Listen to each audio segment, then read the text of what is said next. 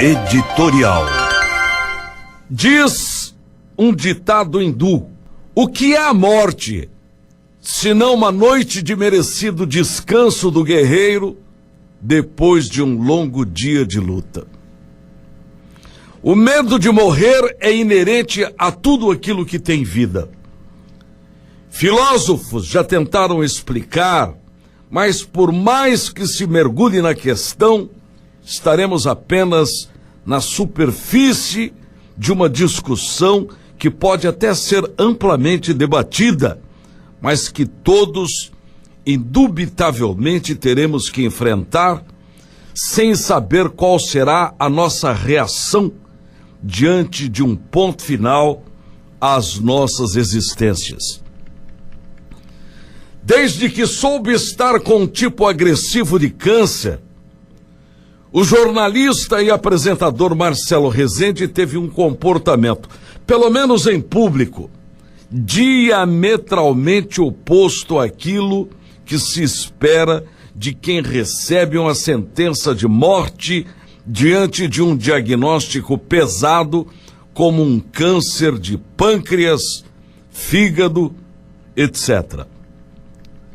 Marcelo Rezende não chorou, não se emocionou, acreditou numa cura impossível que não aconteceu, mas manteve a calma e a fé que o desenlace aconteceria num ambiente de muita suavidade, sem choros ou clamores. Foi um comportamento exemplar e para a maioria incompreensível, mas não poderia ser diferente de um homem espiritualizado e que demonstrou acreditar piamente na existência de uma outra vida além do corpo físico. E não precisou ele de se apegar a qualquer religião. Apenas ele ouviu o seu interior e decidiu racionalmente que, se teria que acontecer o pior, melhor seria manter a calma e esperar que o episódio não espalhasse mais sofrimento à sua volta. E diante desse comportamento, apareceram até coisas bonitas nas redes sociais, como a chegada dele no céu e ele pedindo a Cristo, com muito humor, que cortasse para ele a faixa de chegada. A religião precisa deixar de se apegar a um Deus sempre com chicote na mão, disposto a bater, machucar, castigar, fazer sofrer aqueles recalcitrantes a frequentar esta ou aquela denominação religiosa. Diferentemente daquilo que nos pregam, a vida e a morte são fenômenos que se complementam. Atestado de que se viveu, de que a existência teve começo, meio e fim. E esse fenômeno irá acontecer a todos indistintamente, do mais pobre ao mais rico, do mais fraco ao mais poderoso. A diferença será sempre como encará-la, se der tempo, e não se preocupar com a entrada ou não no reino dos céus.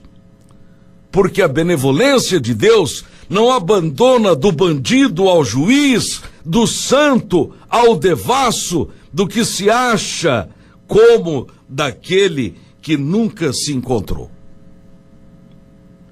Marcelo Rezende nos deixou um exemplo maior na sua passagem para o mundo espiritual do que nos muitos exemplos de solidariedade que pregou em seus programas.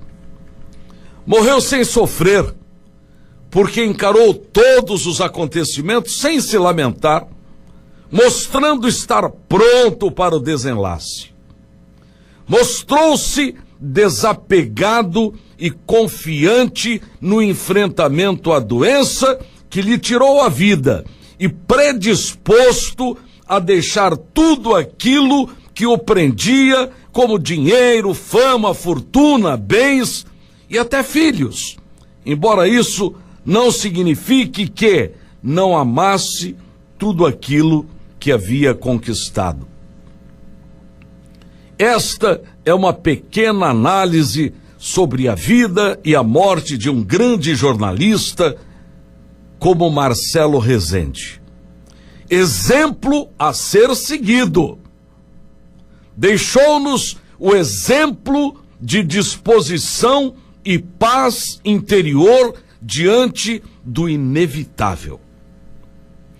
Pena que, diante da dificuldade de vermos essa realidade, preferimos lamentar sua perda sem que consigamos ver que a morte é o atestado da vida e que nela se aprende muito mais que toda a trajetória, vitoriosa ou não, porque os conceitos de vitória são passageiros e evanescentes.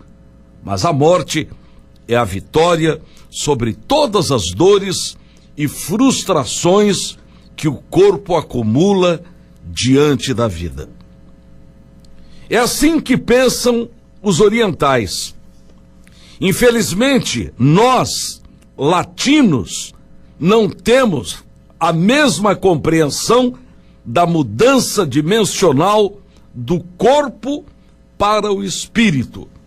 E por isso nos desesperamos e sofremos. Bom dia.